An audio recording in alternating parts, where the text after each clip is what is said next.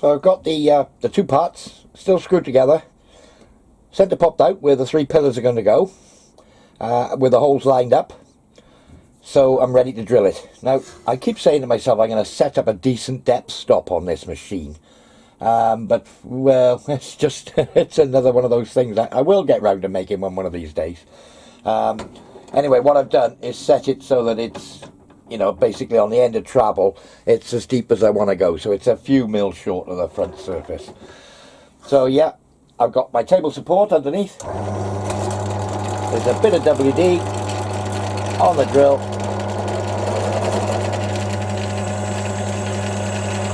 And we'll just drill these out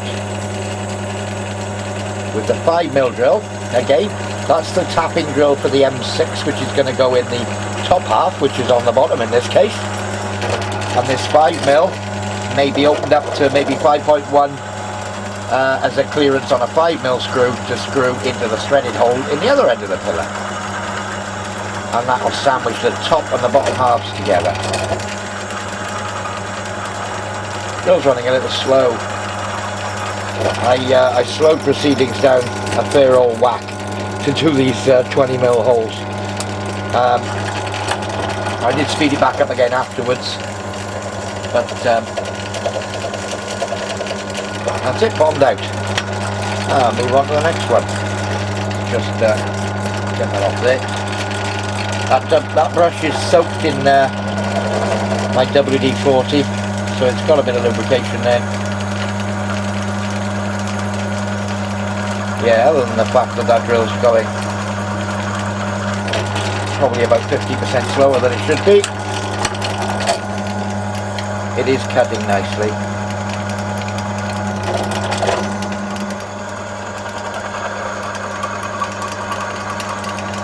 Yeah, the parts are in my toolmaker's vise on we'll call them parallels, a couple of 1/2-inch tool steel blanks, or high-speed steel blanks I should say.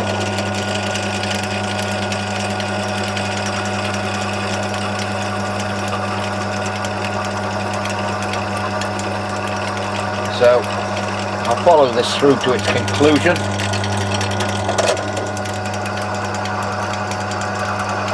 I'm pretty sure I have some 5mm countersunk screws. I know I've definitely got cap heads, so worst case scenario I'll have to counter bore for some cap headed Allen screws, but I think I've got some countersink screws, which would be alright, but there is room for a cap head, and I've got the thickness, so I bet that won't reach. No, it won't. Up with my table. Can you still see it? Yes. Just a little chamfer on there for now. So I think next step is going to be, let's see what screws I've got. Well, I had some M3s, I had some M4s. Have I got M5s? No. Oh well, it's going to have to be cap heads. So you can get a special tool for the metric bolts and imperial for counter boring heads of cap heads. They're not cheap. I have got a couple, but I haven't got M5. What I have got is the clearance drill on the head, which is 8.5, and I've ground another 8.5 drill, which is a flat bottom drill.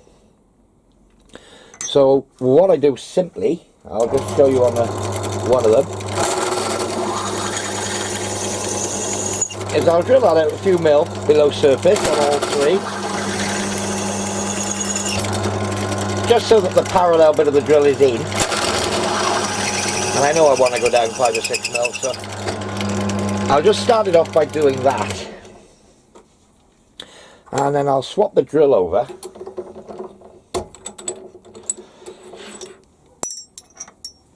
for the flat bottom.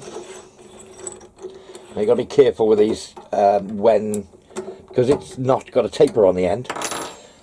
As it enters, you need to make sure that you're lined up with the pre-drilled hole. If you're out, it'll grab on the surface and throw all over the place. So just get it lined up and it will start. And there it is, a flat bottom hole. Now I'm going to have to gauge this using one of the Allen bolts. Well, that wasn't a bad guess. That's just below surface. So I'll do that for all three.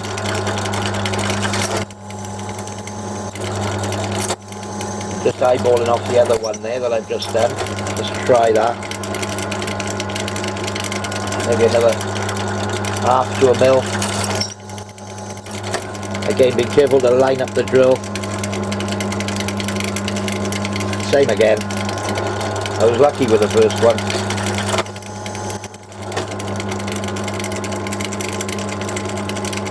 Well, that's flush. Okay, that should do it. We'll check them all after. Again, I could have set a stop if I had one on when I got the first hole right. Oh, there we are. Nailed that one as well. Let's just double check that one. Yeah. So there we are. That's the counterballs. All I need to do now, finish the job. That little countersink I've got there isn't going to be big enough, but let's get a bigger one. Here we are.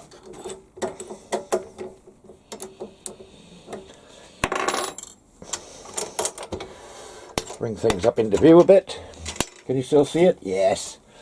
And we'll countersink the holes again. Or just shampoo the holes, I should say. There we go. So that's the drilling on this bottom piece done. I may have to open the holes out from 5mm to 5.1. We'll worry about that when I try bolts in there in a minute. But I've got the pilot hole for tapping in the lower one. So they're going to need to be, I'll strip it down and they're going to need to be tapped M6. Just being gentle with this. I'm only holding it very lightly in the vise. I don't want to make marks on the outside. There we are. I'm going to need to blow those out now and get a plug tap in there just to make sure I got the full depth. So I need to cut 3 pieces of brass. I've just cut 2 off. I've got a long piece of bar. It's stuck out the back of the headstock, so I can't go that fast. So I've touched on the end, come back 65mm.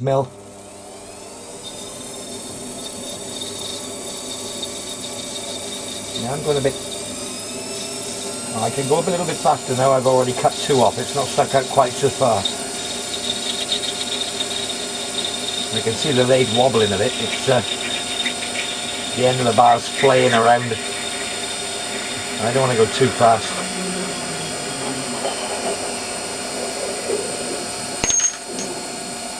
There we are.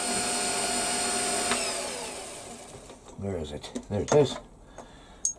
So that's roughly 3 bits of brass bar, roughly 65. They're going to end up a bit shorter than that. So, get the bar out of the chuck. We don't want that now. Am I going to use a collet chuck for this? No real need.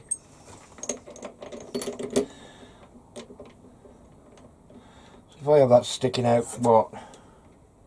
About 20mm, that should be fine. I'll change over to the turning tool now. Face the end, and we're going to put a shoulder on it for an M6. Probably about 6mm long a thread. I think will be more than enough for what it's doing. Usual story. Face the end, give myself a 0. I'll just touch off on there. I want to go back, yeah, I'll go back 6mm. So my usual thing is I go back 5.9.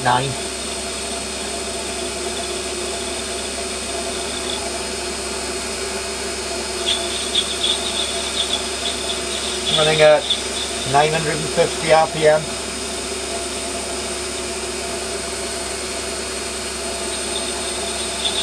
I'm just hand feeding this on the carriage wheel. Oop.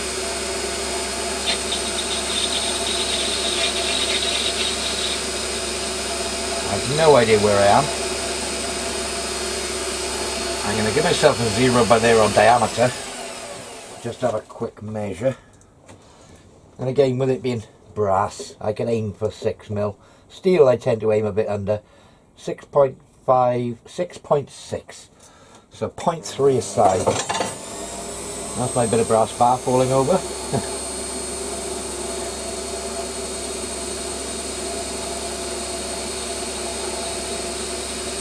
That's 0.2 aside. Back to the 5.9. And I'll take the final 0.1. 0 my DRO, and I'll keep that reading for all three of them.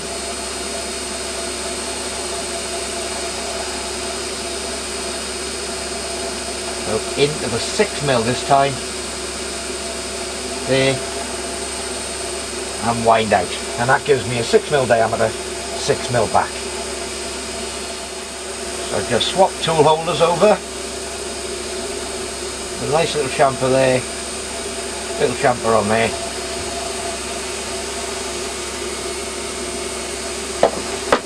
And I can go back to my original tool. If I go to the 0 again, that should be exactly the same position.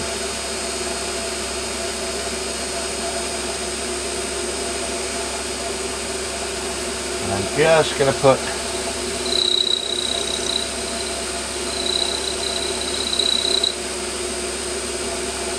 an undercut in the back.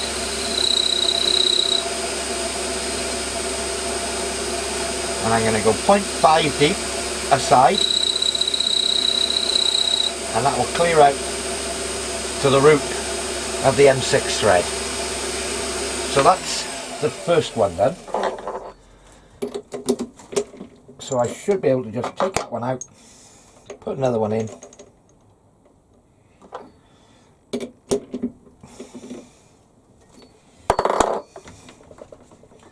Come on to the end again. Face it off. Put a 0 on my carriage travel.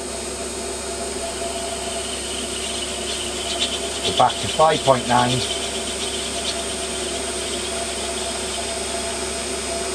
There. Oops, bit far. Right. That's leaving 0.1 aside on the 6mm. Into 5.9 again.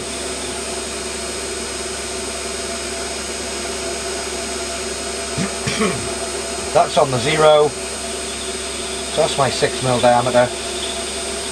Into the shoulder pipe, 6mm this time. And wind out. I'll do the undercut while I got this tool up.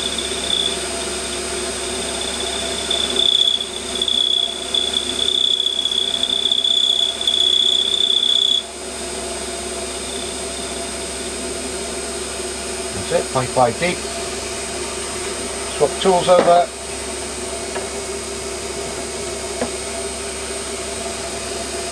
And again, chamfer on the end leading to the die. Little break edge on the top of there. And that's another one done. So yeah, once I got the DRO set, I know my diameter is good. I just got a touch off on the end as a reference. And, well, Bob's your uncle, really. So I'm not putting the thread on just yet. I'm going to do the hole up the other end. So, just a quick face off. Just at any length, whatever they are, just to clean up. And centre drill the hole in the other end.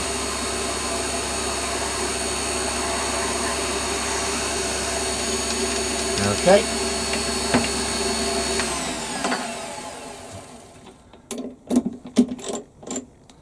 That was the second one. I'll just do the third quickly.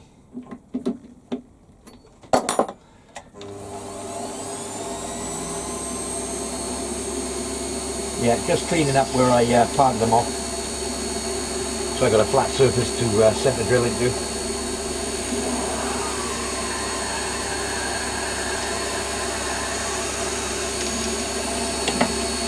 I'm in with a centre drill. So I'm going to change now to the tapping drill for the M5, and I'm going to drill in 20 mil, something like that. 20 mil should be more than enough. So tap and drill for M5, 4.2 mil. 20 turns from there.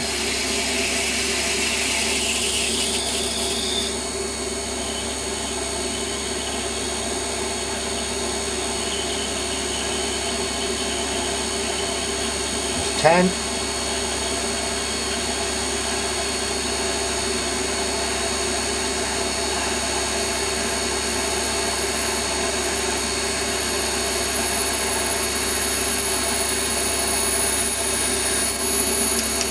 I was watching the swarf coming out all the while I was winding that in.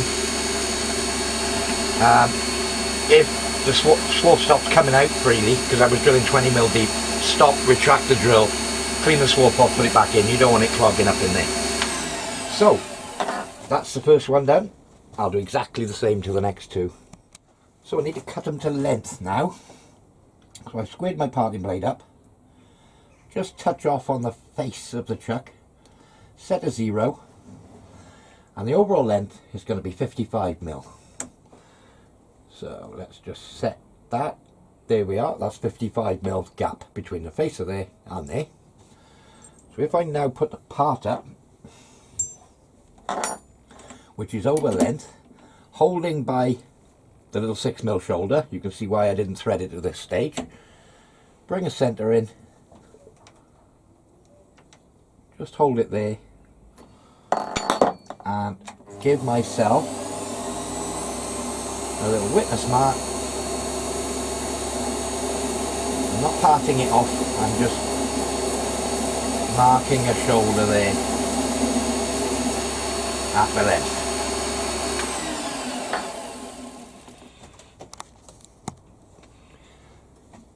So pull the centre out, swap to the next one, and do exactly the same again on the same setting.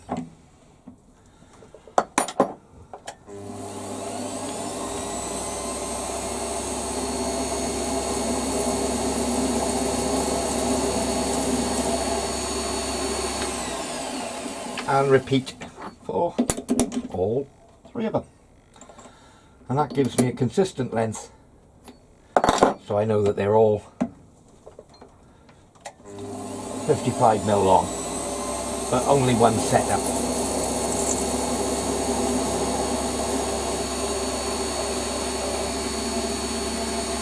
So now that that's done, I'll drop them back in the chuck, change over to a turning tool, and machine back to that shoulder. Back, slight change of plan. As I've got the parting tool here, I'll just come back from that shoulder a touch.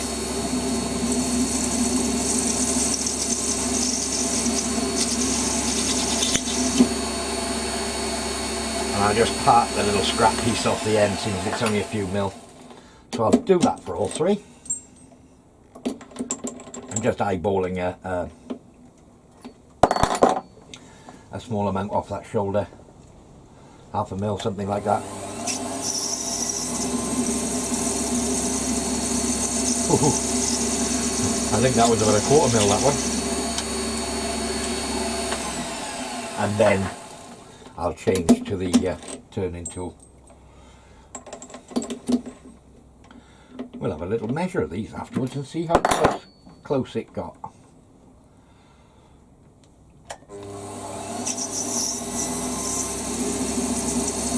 I mean, 0.1 wouldn't be the end of the world. 0.2 wouldn't be the end of the world, to be honest. So yeah, I'm going to take the parting tool off now, change my tool post, and put up the turning tool. I've got that new parting tool. I really must get that set up, or grooving tool, with the blue nano tips in it. Probably not ideal tips for this, but I've got my eye open to see if I can get the parting tips for aluminium, the 1.5 wide ones. I haven't had a good look yet.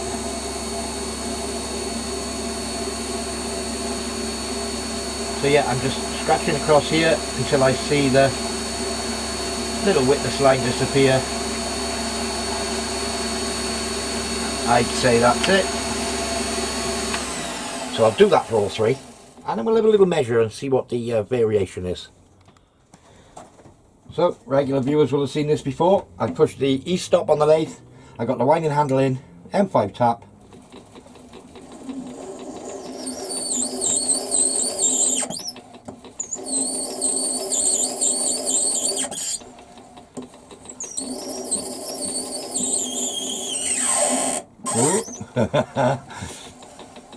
And that's full depth.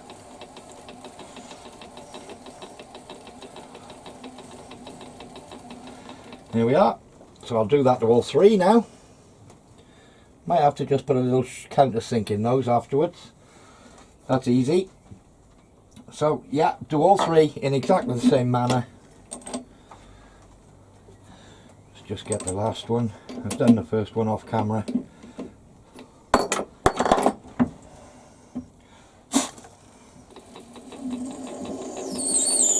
Just applying gentle pressure behind the tailstock so that the thread isn't doing all the work.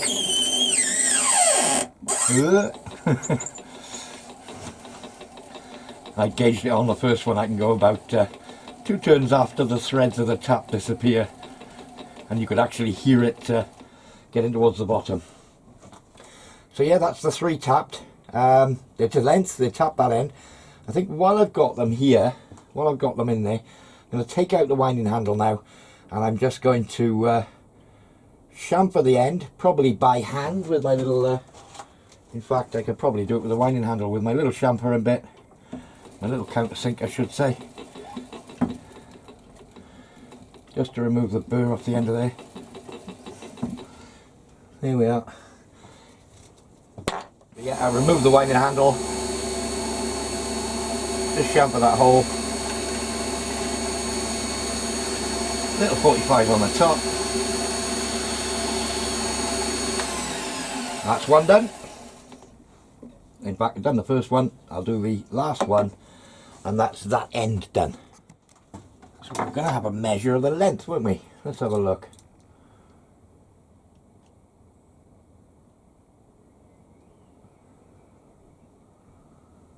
$55. Well, in fact, I'm getting $54.99. So that's one. Get another one. $54.92. And the last one,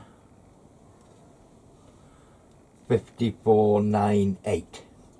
So yeah, we're within, you know, what was it, 0.07. Within 2 thou, all bar the shouting, 0.07. Well, I thought that straight shaft looked a bit boring, so I'm just going to put, I've got a radius tool up, I've done one of these already and got some settings. I'll put a nice scallop there and then wind along 10mm, and we'll have another one there going to the same depth.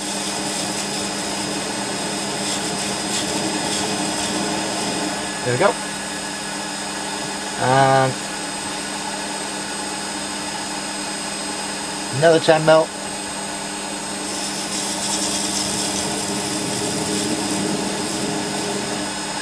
Going into a depth of a 0 on my DRO, which I set while I was doing the first one. And my last position, another 10mm.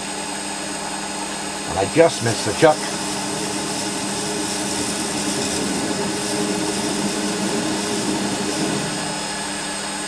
And there we are. So yeah, that's the second one. I'll do that to another 2, to the last one, and then we'll give them a bit of a polish up with some wet and dry. And the last thing they're going to need then, in fact, what I'll probably do, yeah, I'll polish them up with some wet and dry, just to make everything nice and shiny. And then the last job is going to be to put the M6 thread on the end. Okay, so just using my tailstock die holder, M6 by 1mm, winding on by hand into the shoulder. I'm already in reverse. There we are. M6 on the end. I need to make some little rubber bumps to go in the bottom holes.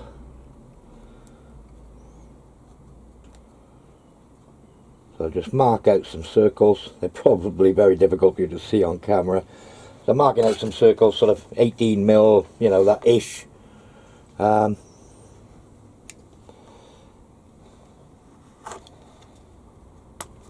sharp blade.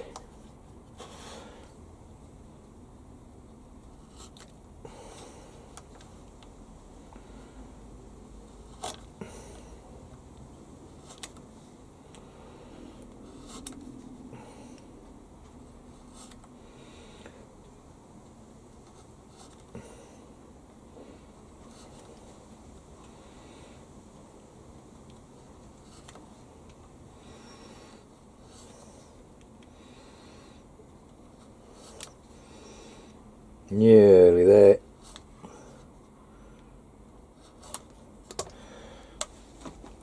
So yeah, little disc of rubber, 2 in each hole. So yeah, I'll do 6 of those and we'll give them a try.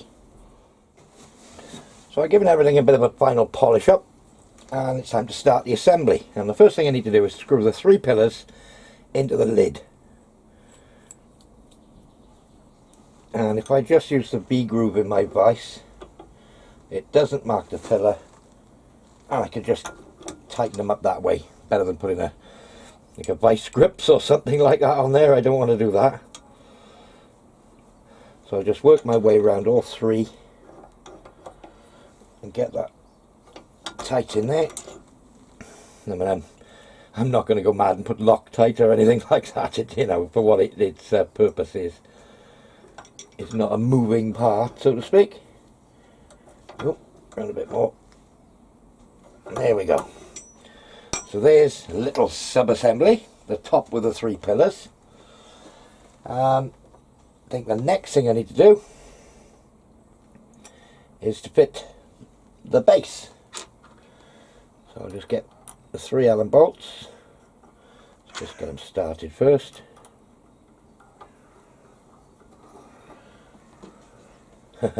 They do line up. I can start them with my fingers. Okay.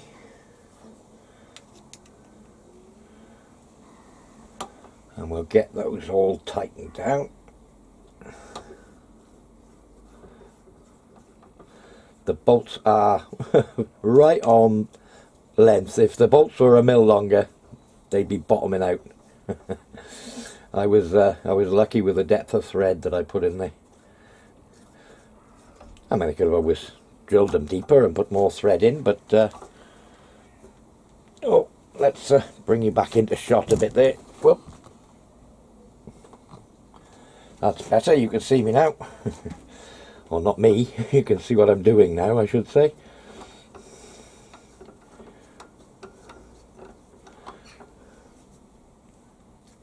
So that's the unit. Looks a bit like an egg timer with no glass in it, doesn't it? Anyway, so final job. Where's the Allen key? There it is. Screw the base on, and again I was lucky with the bolt, it comes just flush. And then it needs 2 of these little rubber discs in each hole.